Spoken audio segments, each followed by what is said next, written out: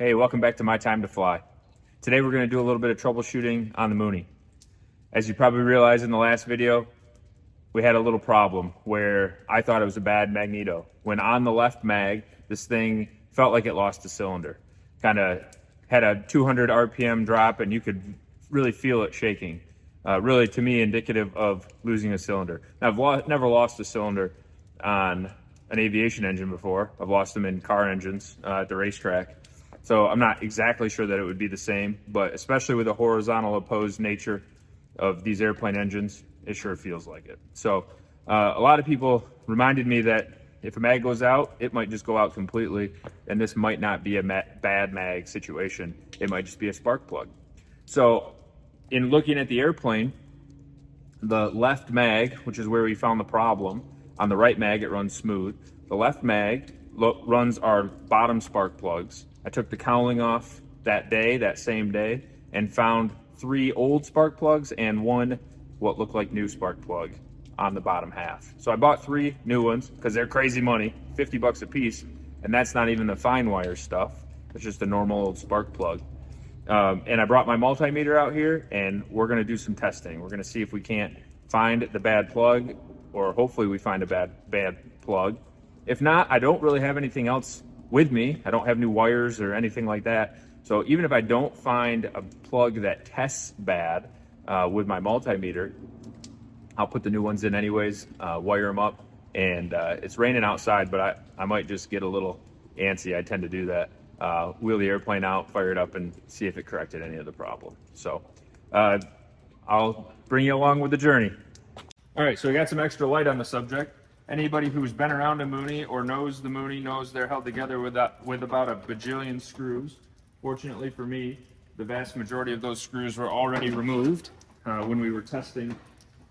When my wife and I looked into potential problems. So that was easy, huh? I've got over here all my stuff. I'm not, this is the first time I've had this apart. I know the spark plugs are 7/8. I've got a 7/8 socket. I'm guessing that the cap looks like 3/4. It is.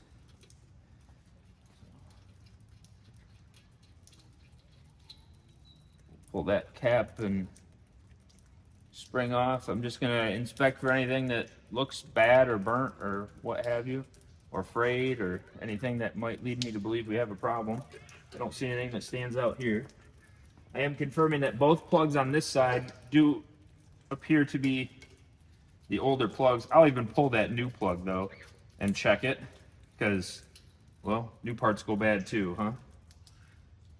Again, I'm no expert here, so I'm just a guy who likes wrenching on stuff and has some confidence in putting this back together. It also should be stated that I don't have everything I know I need to do this perfectly. So, for instance, I know I should use some lubricant, something like thread lock, or not thread lock, but like an anti-seize on the plug. I don't have that. So anything I do today, I will redo and do it right. Okay, this is just my troubleshooting steps. I kind of believe in this idea of, the least common, or do the least amount possible to solve or to prove the problem before you go any further. So that's what we're doing here. So here's number 1. A lot of people said a fouled plug. I'll be honest, they don't look too pretty. I don't know what they're supposed to look like necessarily, but that's not what I would expect like a car spark plug to look like. Looks doesn't smell like gas, but this is definitely dark. Okay, so there's the first one. I'm gonna line him up over here. I'll swing the camera over here in a minute. I'm gonna pull this second one. Thanks to my buddy Mark Schmidt for loaning me the specific socket needed for this. Makes the job a lot easier to have a deep enough socket to get over these real long spark plugs. Kind of funny, I work for a tool company. make hand tools for a living, and I don't have the right tool. Someday, we're kind of a core mechanics tool, so someday I'll get into that. Sorry, I just got distracted here. Someday I'll get into actually making aviation-specific tools, maybe. So this is interesting. I immediately see a difference here. This was the front plug. I'm going to get a little extra light on this subject. Maybe, I don't know if this will help or not. It'll make it worse. The front plug is wet. Definitely wet. And the back plug was dry. Still looks like some carbon buildup for sure, but you can see the difference in shine from the lights even. Makes me believe that right here is where we were getting an incomplete burn. Even if it is oil getting in there, it's probably burning off poorly and not getting dry. So this is my suspect spark plug. I will test this one first. I'm going to test it just for resistance. It's the only thing I know how to do. I'll bring you over to my wing here. A little bit of rep for the old company there, Tecton. If anybody needs any hand tools, shameless plug. I'm responsible for the manufacturing of our U.S.-made stuff. We are looking to make more and more U.S. stuff all the time. So I've got my multimeter in resistance, or some people might call it ohms. And it's on auto setting, so it'll automatically calibrate just in anything I do, prove my equipment. So you can see right now it's overload, right? It's overloaded, so there's no connection. If I touch my leads together, I have zero, or essentially zero resistance. It's kind of hard to do this one-handed. There, that's better. I have a complete connection, so I know my equipment's working. I'll even take it one step further. Actually, get you guys down, looking right down on this.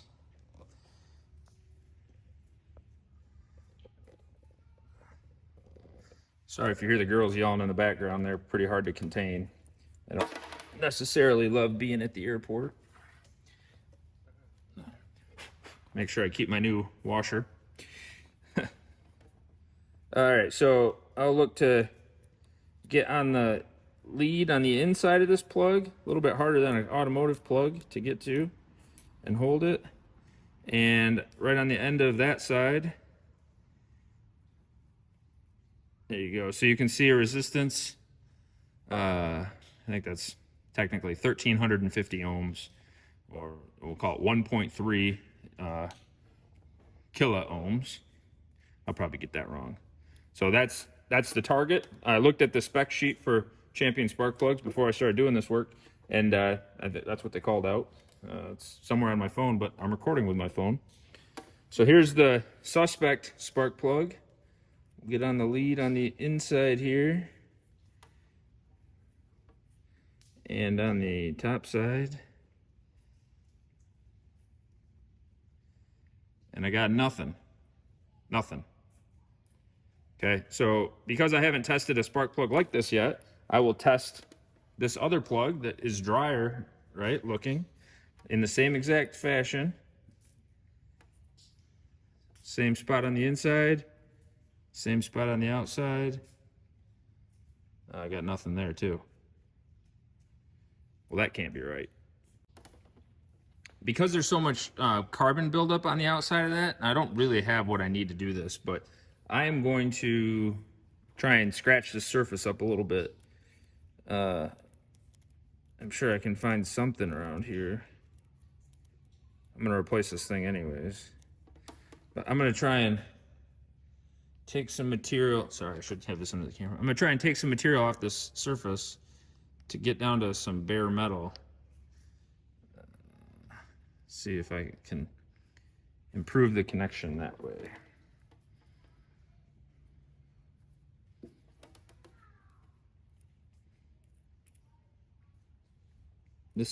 The inside of this plug, it's going to be so hard to see. The inside of this plug looks to be like it's got a huge contact surface. Not like, there's a bunch of insulation that I'm on.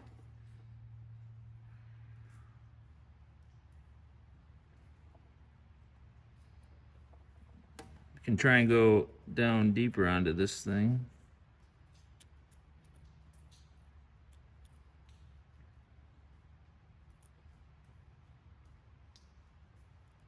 You can tell I'm getting some connection, but I don't know if I'm in the right spot, that's for sure.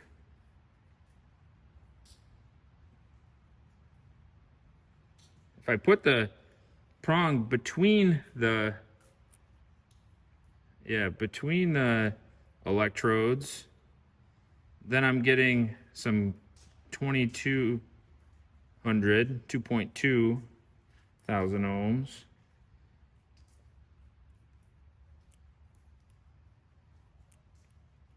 That doesn't seem right though.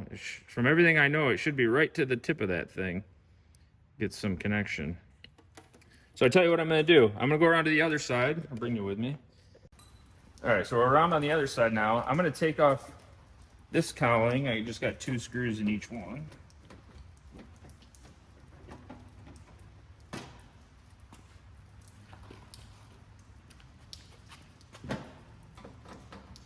And I'm gonna pull the replacement spark plug that's in here and the other older spark plug and see what I can find over here. If my tools aren't in my back pocket, and I lose them.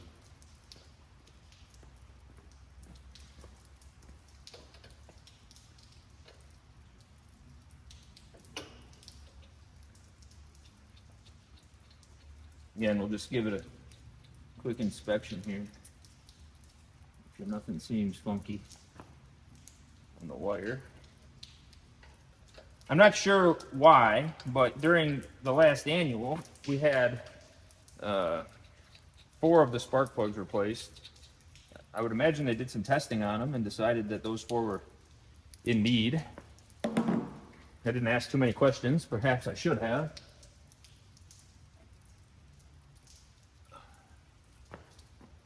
So this is the newer plug.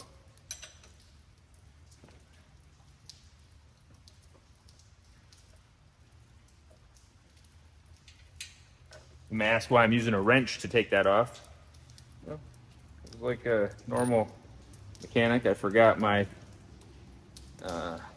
ratchet at home, you know, why not? All right, so there's one. Try not to put stuff on the airplane, but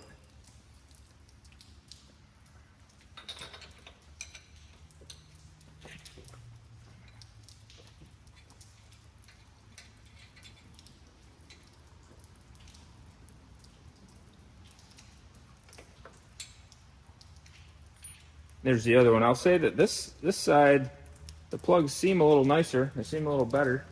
That's a very blanket statement, right? They seem better, but I can see the porcelain inside of it is whiter anyways. Looks cleaner. I guess we'll go back over and test these. All right, so we will get on the back there. Apparently this is harder than it looks. I don't know what to say. Let's just change this range.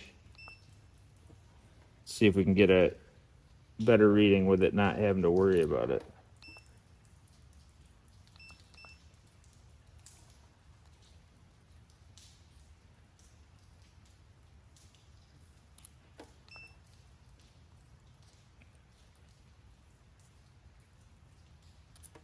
Let's go back to this new plug, see what we can do. Somebody please tell me I'm doing this wrong. In the comments, tell me I'm doing it wrong. I would appreciate it more than you know.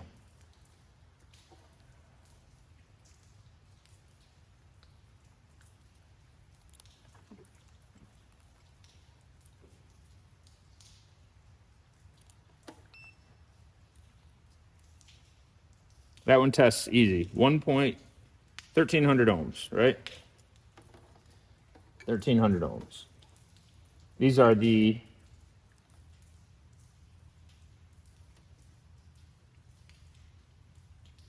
exact same spark plugs, REM38E.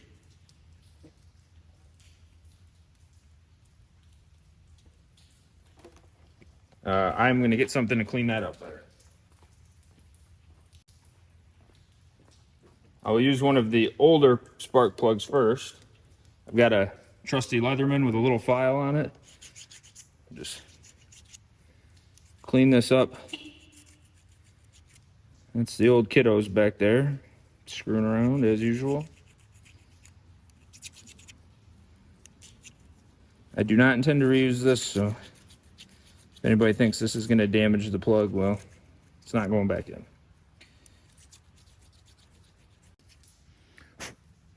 All right, we got some shiny metal again on the tip of that electrode. So I guess we'll see if that yields any results.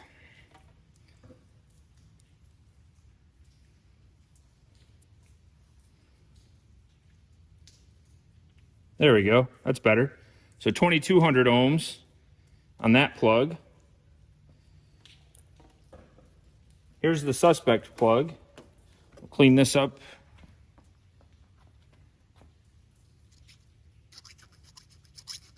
Again, this one's suspect to me because it doesn't look like it's burning anything off. Where everything else at least looks like it's burning it off. Again, could be the plug, could be a wire, maybe something internal to the mag, I don't know.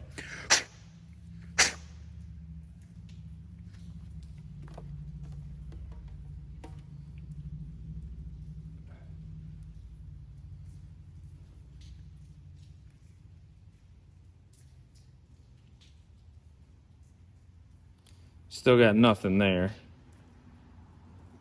Try and reposition one more time in the back, just make sure. Again, I think the area in the back is huge to get on this. I don't know if you can see that or not. Still got nothing. Well, I'm not super impressed. I didn't prove anything, I don't think. But what I did do is take out the plugs I wanted to take out. So we'll put the plugs that I want to put in back in and I guess test it, right? Proof is in the pudding. Again, I think it's got to be something ignition related because on one mag it ran fine, on the other mag it didn't. So I can't believe that it's anything other than ignition. There's a new plug going into the front. I will just get them started by hand. Of course, I've got a torque wrench. I'll torque them down.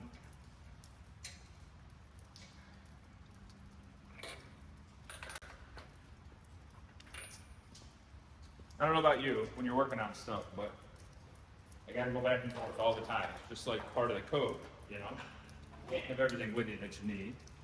Be foolish. You wouldn't get your steps in. So, it says 30 to 35 foot-pounds for the Lycoming engine with an 18 millimeter spark plug, which is what these are. So, because I'm going to disassemble these to lubricate them, assuming that this works, well, I mean, anyways, I'll just go to 30.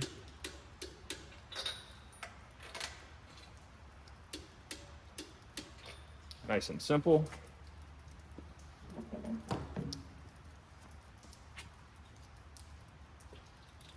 Put the wires back on.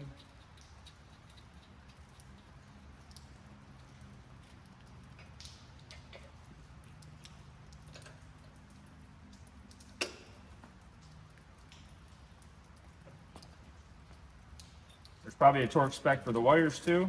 I don't have a crowfoot wrench with me. Otherwise that'd be maybe the best way to do it. But I don't have it, so what do you do? A friend of mine's building a Sopwith Camel from scratch. Maybe I'll get that on the channel someday. That'd be pretty cool. I always remember him telling me, and I've told this story too many times. They built Sopwith Camels World War I, and there was three torque specs.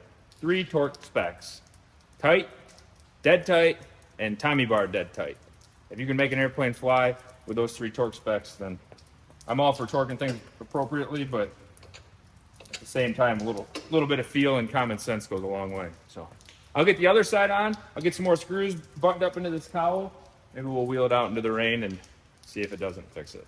So stay tight, hang tight.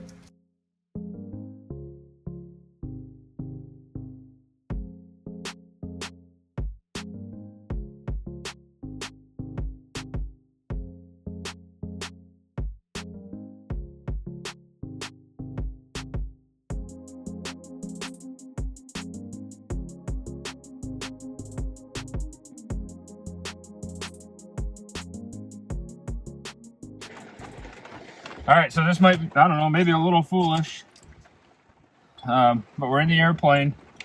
It's raining out. We're not going anywhere, but I want to test what I've just done. And it's dark, of course. So we'll see if I can test my dark starting procedures. We'll turn the master on. See if we can't get a little light on this subject here. We'll turn the fuel pump on, and we'll check the flow rate.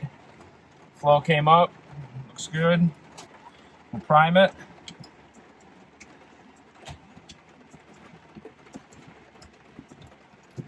Clear. Give it the old clear prop. Master on, rich. Start it right up, we'll lean it. A lot of you told me to lean it. I always lean it for taxi, unless I forget.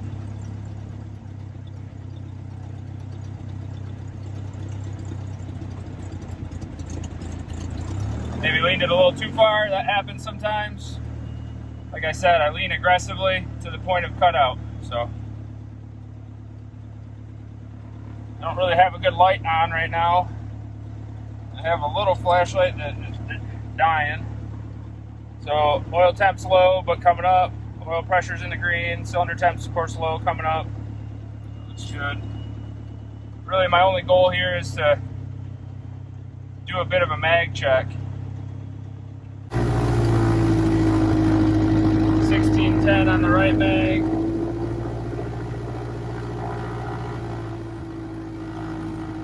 1620 on the left mag. I'll debrief in a second. All right, that was probably about the most pitiful video you've ever seen me diagnosing. But it's dark and raining out here, and as usual, I'm not always the most prepared, I guess. I didn't have a charged flashlight. I should have. And clearly, I did a run-up well before the engine was completely up to temps and, you know, doing everything being real good, right? So, but I had to know, right? And maybe shame on me. I'm not sure. I had to know. So what I can say, and I'll dissect the video a little bit that I took inside the airplane, what I do believe is that the problem of it completely missing went away, for sure. I did have that one plug that was really wet and looked like it was not burning. That's my suspect plug. What I'll do is bring my plugs home with me and clean them up real good and try and get some actual readings on them, see if the resistance is bad in any of them. But what I have to assume is that they were just bad. One was just bad, or we were not leaning as much as we think we should. Like I say, I lean constantly and lean hard in that thing, but you know, it's definitely something that could have happened. The other thing we'll pay attention to is just how these new plugs wear. So maybe fly it for 10 hours or something and take it all back apart and check those plugs, get a look at them, see if that front left plug, somebody can tell me what the cylinder number is, I don't know. See if that front left plug is showing the same signs. So at this very moment, I guess I'm pretty happy, right? I think it at least resolved the issue. It was a bit of an intermittent issue, so that always could have done it too, but gives me some motivation to get back out here on a sunny day, not on a rainy night, and get it flying. So me and my little helpers will take a minute and dry this thing off, dry the plane off, shut the lights down, get them home, get them to bed. Thanks again for being here on My Time to Fly. If you haven't already, make sure you click that like button or subscribe to the channel. It helps me a lot, helps me grow the reach, get out into some new audiences and show them what general aviation is all about. Thanks again.